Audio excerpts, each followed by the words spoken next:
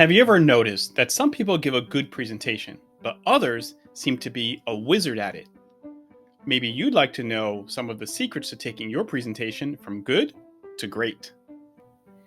Hi, my name is Sandro Marc-Charles, and this is part 4 and the final in the presentation series. If you've been following along, in part 1, we talked about delivering a captivating introduction. In part 2, we talked about creating an effective and engaging presentation. And in part 3, we talked about presenting a compelling conclusion to your presentation. Today, I'm going to share with you 3 tips that will improve the overall quality of your presentation and take it to the next level. Number 1, be prepared. This may go without saying, but the more prepared you are, the better your presentation is going to be. Here are some ways to be more prepared. Practice. This probably seems like a no-brainer, but I'm saying it anyway. Most people are nervous when they have to do a presentation in person or virtual. That's extremely normal. I know I definitely do get nervous when I'm presenting. However, I find that the more I practice, the less nervous I am. And I've read that some well-known presenters like the late Steve Jobs practiced their presentation at least 100 times before doing it live. Now, you may or may not need to do the same. It depends on the importance you put on the presentation. Just remember, when you're practicing, that the need to be perfect is unrealistic. As my friend John Rivers says, strive for excellence, not perfection. And when practicing, I highly suggest you record yourself using a video or voice recorder. When you play it back, you'll hear the different nuances that you can adjust, improve, or decide that you definitely want to keep. Recording the presentation leads me to the next tip, which is to time yourself. Of course, you'll automatically be doing that when you record yourself.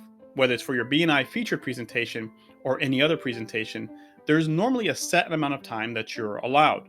You want to make sure that you don't come close to going over this time.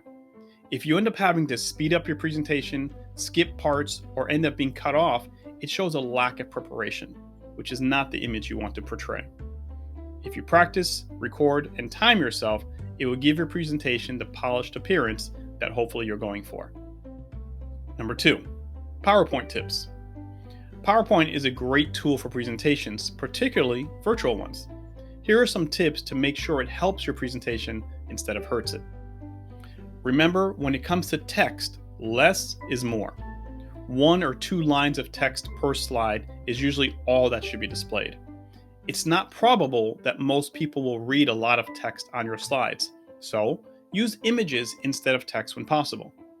Remember the old adage, a picture is worth 1,000 words.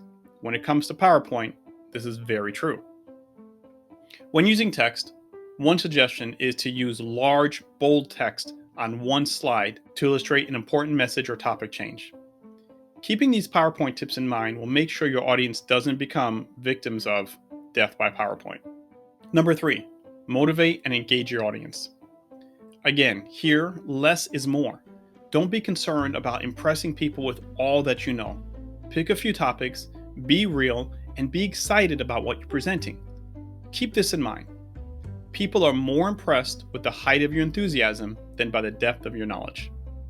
Remember when we talked about facts tell and stories sell? That is to say that using stories in your presentation keeps it interesting.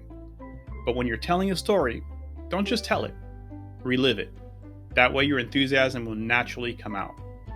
And finally, when speaking, if you're trying to make a point, or if you're saying something very important, slow your speech down and stress your words. That way, people will pay closer attention to what you have to say. Today we talked about being prepared, using PowerPoint the right way, and motivating and engaging your audience. In conclusion, if you exercise these 3 tips, your presentation will go from being just okay to being magical.